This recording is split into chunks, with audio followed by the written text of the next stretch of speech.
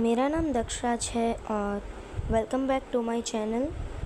आज के इस वीडियो में मैं आपके लिए लेकर आया हूँ हमारे क्लास 8 का chapter number 3 the selfish giant. ये हमारा चैप्टर इंग्लिश का है और ये CBSE का है। तो आज के इस वीडियो में हम इसमें सेल्फिश जायंट पढ़ने वाले हैं, ठीक है। तो अभी हम पहले शुरुआत करते हैं। सबसे पहले हम क्या करेंगे, पहले पार्ट को देखेंगे, ठीक है। पहले पार्ट को हमें देखना है। अभी हम हमारा स्टार्ट करते हैं हमारा पहला चैप्टर। पहले है every afternoon as they were coming from the school the children used to go and play in the giant's garden. इसमें मैं बताया है कि जब दोपहर होते हैं, दोपहर का समय होता है, तब जो बच्चे रहते हैं, ठीक है, वो बच्चे जब अपने स्कूल से अपने घर वापस आते हैं तो वो एक जायंट रहता था, उसका एक गार्डन था, उसमें वो लोग खेलने जाते थे, ठीक है। एक जायंट नाम का एक था, वो बहुत ही सेल्फिश था। तो जैसे ही बच्चे स्कूल से आते थे सीधा वो खेलने चले जाते थे। It was a large lovely garden with soft green grass. इसमें हमें बताया है कि जो जायंट का जो गार्डन था बहुत ही प्यारा था, बहुत ही सुंदर था। उसमें क्या रहता था, ग्रीन ग्रास, मतलब नीली नीली घास और वो सब रहता था और बहुत ही अच्छा गार्डन था। Here and the love over the grass stood beautiful flowers like stars and there were 12 peach trees that in the springtime broke out into delicate blossoms of pink and pearl, and in the autumn bore rich fruit. The birds sat on the trees and sang so sweetly that the children used to stop their games in order to listen to them. How happy we are here, they cried to each other. अब हुआ क्या, इसमें जो giant का garden था उसमें जो बच्चे थे, जो स्कूल से आके बच्चे जो खेलने जाते थे वो वहाँ खेलने जाते थे। और वहाँ जाने के बाद जो बर्ड्स थे, जो पशु पक्षी थे, जो फ्लावर्स थे, वो बहुत ही अच्छे गाने गाते थे, ठीक है। जो पशु पक्षी थे, इसमें हमें बताया गया है कि trees and sang so sweetly that the children used their ear cried to each other, ठीक है। इसमें हमें बताया गया है, ठीक है। तो अभी इसमें बताया है कि जो ट्रीज़ और बर्ड्स है वो बहुत ही अच्छे गाने गाते थे। तो इसीलिए जो बर्ड्स रहते थे, ठीक है, जो बच्चे रहते थे वो उनके जो वो गाने थे उनको सुनने के लिए वो अपने खेल बंद कर देते थे।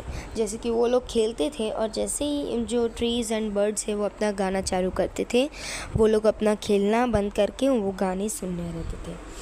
अब है हमारा one day the giant came back. He had been to visit his friend the Cornish ogre and had stayed him for 7 years. When he arrived he saw that children playing in the garden. अब हुआ क्या उनके साथ कि एक दिन जो giant था, ठीक है, जायंट अपने गार्डन वापस आया।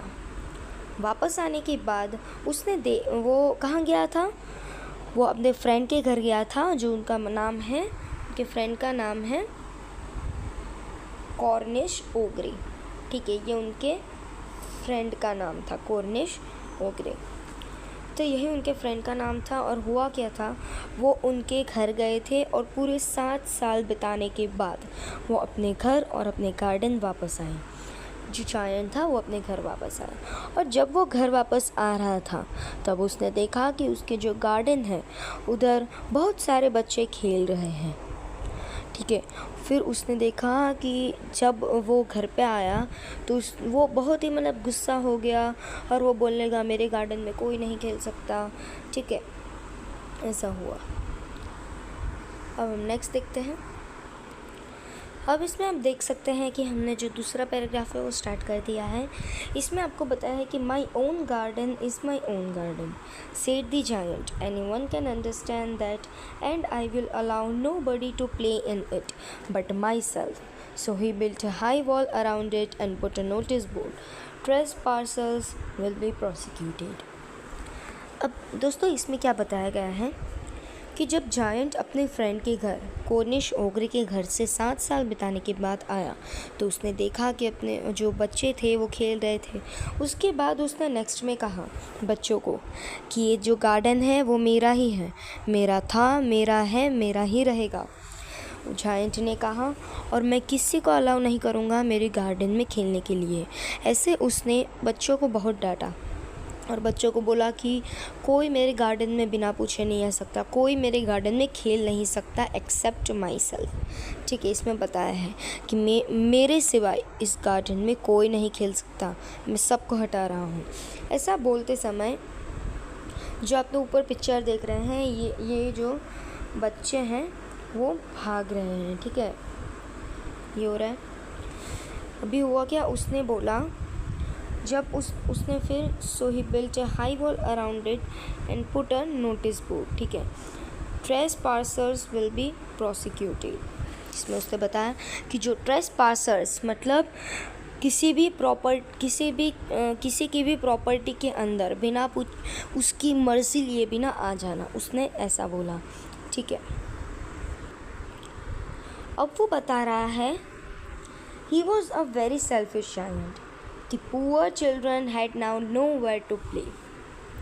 अब इसमें बताया है कि जो जायंट था, ठीक है, जिसने बच्चों को हटा दिया था, वो बहुत ही सेल्फिश था। ठीक है, और उसमें बता रहा है कि जो पुअर चिल्ड्रन थे मतलब जो गरीब घर के लड़के थे उनको उसने उसके गार्डन में खेलने नहीं दिया और अभी उन्हें कोई जगह नहीं मिल रही है खेलने के लिए।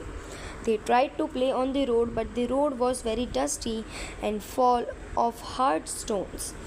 अब वो बच्चे सोच रहे थे कि हम रोड भी खेल सकते हैं, लेकिन रोड बहुत ही डस्ट था, मतलब बहुत ही गंदा रोड था और वहाँ वो लोग खेल नहीं सकते थे क्योंकि रोड पर जगह जगह पत्थरें पड़ी हुई थी। And they did not like it. और ये जब देख के वो जो गरीब घर के लड़के थे उनको बहुत अच्छा नहीं लगा। They used to wander round the high walls when their lessons were over and talk about the beautiful garden inside. How happy we were there, they said to each other. अब इसमें हमें बता रहा है कि जो पहला पैराग्राफ था उसमें हमें बच्चे बोल रहे हैं कि हम जायंट के गार्डन में कितने खुश हैं, और अभी इस सिचुएशन के बाद ये बोल रहे हैं कि हम वहाँ कितने खुश थे। ठीक है, क्योंकि उनको जायंट ने प्रोहिबिटेट कर दिया था, यानी उनको गार्डन में खेलने से मना कर दिया था, इसीलिए वो बोल रहे कि हम वहाँ कितने खुश थे।